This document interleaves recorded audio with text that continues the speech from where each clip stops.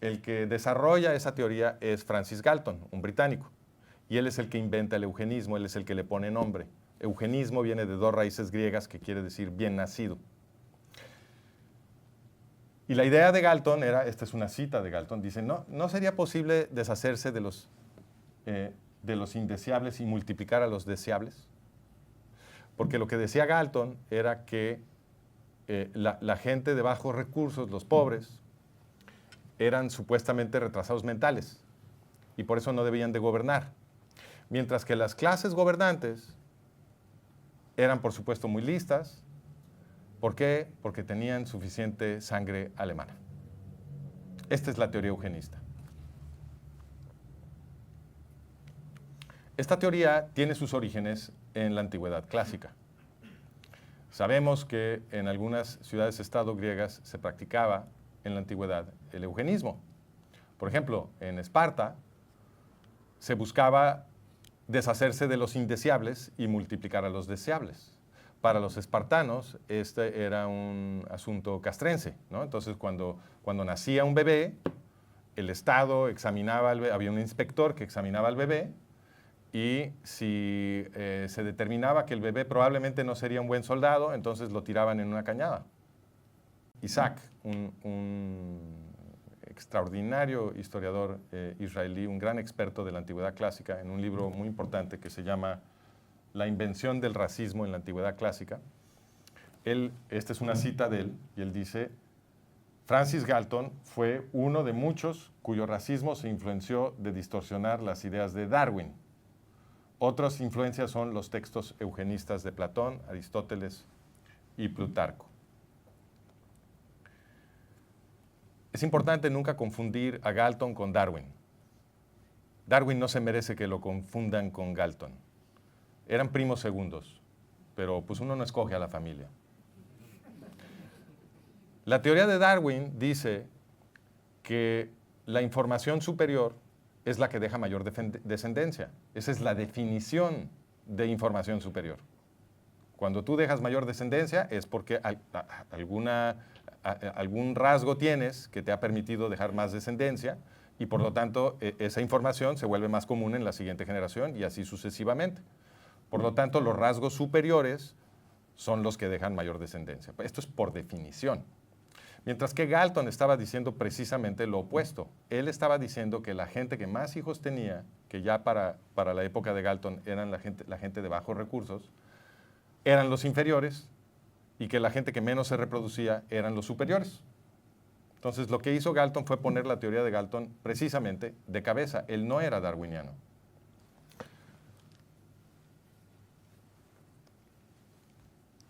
Según los eugenistas, todas las clases gobernantes de Europa son alemanas. Bueno, en eso tenía razón. Este es un mapa producido por Madison Grant, un eugenista estadounidense, en donde él en rojo pone donde supuestamente están las poblaciones germánicas, aristocráticas en Europa. No todo el mundo estaba de acuerdo con su mapa. Otros eugenistas produjeron mapas distintos, pero todos opinaban que conforme descendías en la escala socioeconómica, había cada vez menos sangre alemana. Y en eso tenían razón. ¿Por qué? Porque cuando cae la estructura política del Imperio Latino de Occidente, el Imperio Romano, perdón, de Occidente, el Imperio Latino, que tenía su capital en Roma. Recuerden que había un imperio oriental también romano, que tenía su capital en Constantinopla. Pero cuando cae el Imperio Romano Latino de Occidente, o cae, es mucho decir que cae, siempre se exagera esto, pero cuando se va desmoronando la estructura política, ¿no? Lo que sucede es que aristocracias castrenses, militares germánicas, se van quedando con el gobierno de lo que habían sido las provincias occidentales de Roma. Y entonces la nueva aristocracia son ostrogodos y luego también lombardos en el norte de Italia, visigodos aquí, francos en lo que ahora es Francia, Países Bajos y Alemania. Son los francos los que le dieron su nombre a Francia. En las Islas Británicas, anglosajones, que es la fusión de dos pueblos germánicos, y luego también normandos, otro pueblo germánico, y al norte están los escandinavos. Entonces, todo Europa occidental queda gobernada por aristocracias germánicas que ahora pisotean a los mismos pobres diablos que habían pisoteado los aristócratas romanos.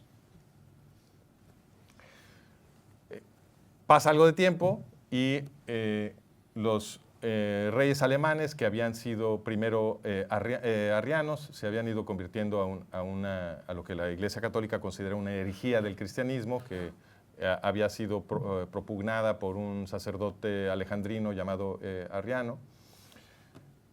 Pero se empiezan a convertir al catolicismo y fuerzan a sus súbditos a convertirse al catolicismo también. Y para el año 800, que es cuando uno de estos reyes alemanes logra conquistar un cacho enorme de lo que había sido el Imperio Romano en Occidente, Carolus, recordado ahora por su mote el Grande, Carlomagno. Cuando esto sucede, cuando Carlomagno conquista este vasto territorio, el Papa León III dice, este es el momento de recrear el Imperio Romano. Y entonces León III corona sacro emperador a Carlomagno y nace el Sacro Imperio Romano Germánico del Medioevo. ¿Y qué pasa aquí? Aquí nace lo que conocemos como la nobleza europea. ¿Por qué? Porque Carlomagno lo que hace es que hace un reparto de latifundios en todo el territorio que conquistó, y entonces a uno de sus aliados militares lo hace marqués de ahí, y a otro conde de allá, y a otro barón de este lado, y se forman estos latifundios gigantescos, y aquí nace la nobleza europea. Todos de origen alemán, todos siempre recordaron que son alemanes, algunos dejaron de hablar alemán, pero no importa, se acuerdan de dónde vienen, y entonces en el siglo XX, en la segunda mitad del siglo XIX, a partir de 1848, a partir más precisamente de las publicaciones de Galton, que son un poco posteriores como 10 años después de 1848, esta memoria de la alcurnia germánica de las aristocracias europeas se convierte en el pegamento ideológico para una unión internacional de las clases gobernantes europeas en servicio de la destrucción de la democracia. Entonces, lo que hicieron fue que vertieron el viejo vino de la teoría de la sangre azul medieval, ¿no?, que hablaba en estos términos esencialistas de la superioridad de la sangre aristocrática, que era la que les daba derecho a pisotear al resto del mundo.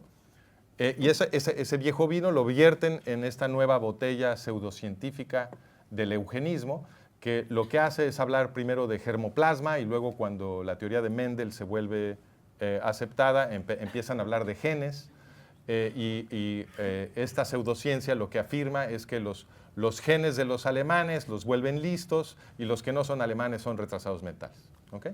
Y entonces se inventan tests psicológicos para medir la presunta inteligencia de la gente, que son los exámenes de IQ que todavía se usan.